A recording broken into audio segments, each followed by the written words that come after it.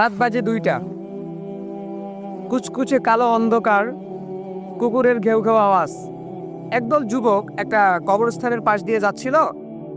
তো যাওয়ার সময় ওই যুবকেরা তাদের জীবনে নামাজ, রোজা, আল্লাহর ভয় কোনো কিছুই ছিল না। তারা শুধু মোবাইলের মধ্যে নাচ, গান, এরপর আপনার টিকটক, মেয়েদের ছবি, হারাম অশ্লীল কাজের মধ্যে তারা লিপ্ত থাকতো। তো একদল যুবক একদিন গ্রামের এক কবরস্থানের পাশ দিয়ে যাচ্ছিল। হঠাৎ করে তাদের মাথায় একটা কুবুদ্ধি আসলো আর কি, যে আমরা আজকে কবরস্থানের মধ্যে ঢুকবো, ভিতরে ঢুকবো, দেখি সেখানে কি হয়। তো সবাই মিলে যখন ঢুকলো, কবরস্থানের মধ্যে কিন্তু একটু ভয়ঙ্কর লাগে আর কি, ভয় লাগে আর কি। সবাই বের হয়ে চলে গেল, সাহস করে একজন যুবক ভিতরে ঢুকলো।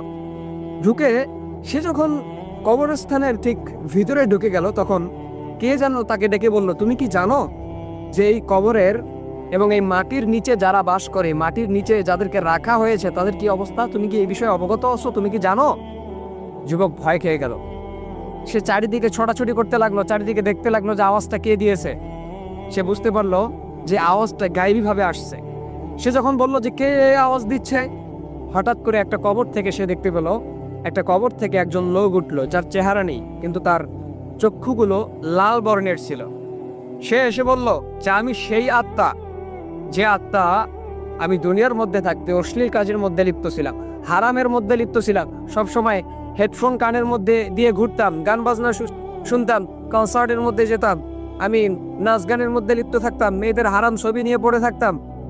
আজকে আমার এই অবস্থা, আমাকে আগুনের মধ্যে পড়তে হচ্ছে।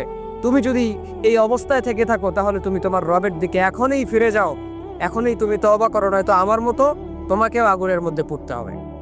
তো এই যুবক এক কবরের সামনে গিয়ে অজ্ঞান হয়ে পড়ে রইল। পরের দিন গ্রামের মানুষেরা যখন সেখানে গেল, তারা দেখতে পেল যে যুবক এক কবরস্থানের এক কবরের উপরে অজ্ঞান হয়ে পড়ে আছে।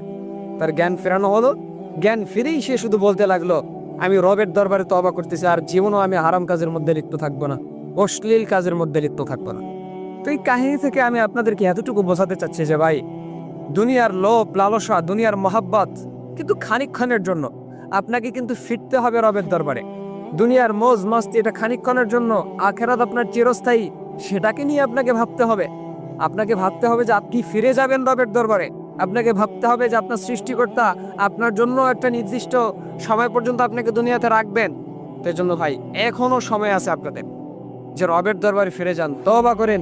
দুনিয়ার লোভ লালসা, গান বাজনা, হারামের মধ্যে লিপ্ত থাকা, অশ্লীল কাজের মধ্যে লিপ্ত থাকা, মেয়েদের ছবি নিয়ে পড়ে থাকা, এগুলো থেকে আপনি নিজেকে হেফাজত করেন। সুদ, ঘুষ, জেনা, ব্যভিচার, এগুলো থেকে আপনি বের হয়ে আসেন, রবের দরবারে ফিরে যান। এখনো আপনার সময় আছে। আজরাইল আলাইহিস সালাম যদি আপনার কাছে চলে আসে, তো আপনার 1 সেকেন্ডও আপনাকে সময় দিবে না, আপনার নির্দিষ্ট সময়ে সে আপনার জান কবজ করবে। তো এই জন্য কবরের কথা যখন আপনি স্মরণ করবেন, তখন আপনার মনের মধ্যে কিন্তু রবের ভয় ঢুকে যাবে। আজকে আমরা কবরের কথা স্মরণ করতে চাই না, আমরা স্মরণ করতে চাই না রবের কথা, আমরা স্মরণ করতে চাই না জাহান্নামের কথা, স্মরণ করতে চাই না কবরের আযাবের কথা। কবরের মধ্যে কিন্তু 2 ধরনের জিনিস থাকে, আল্লাহর রহমতও থাকে, গজবও থাকে, আল্লাহর আযাবও থাকে। সো আমরা কোনটা নিতে চাই? রহমত নিতে চাই না আযাব নিতে চাই? যদি আমাদেরকে রহমত নিতেই হয়, তাহলে রবকে খুশি করার লক্ষ্যে দুনিয়ার মধ্যে আমাদেরকে কাজ করতে হবে। রবকে খুশি করার লক্ষ্যে দুনিয়াতে কাজ করতে হবে, রবের হুকুম আহকাম মানতে হবে, নবীর সুন্নাহগুলো মানতে হবে। তো এই জন্য ভাই, এখনো সময় আছে, আমাদের ফেরার এখনো সময় আছে।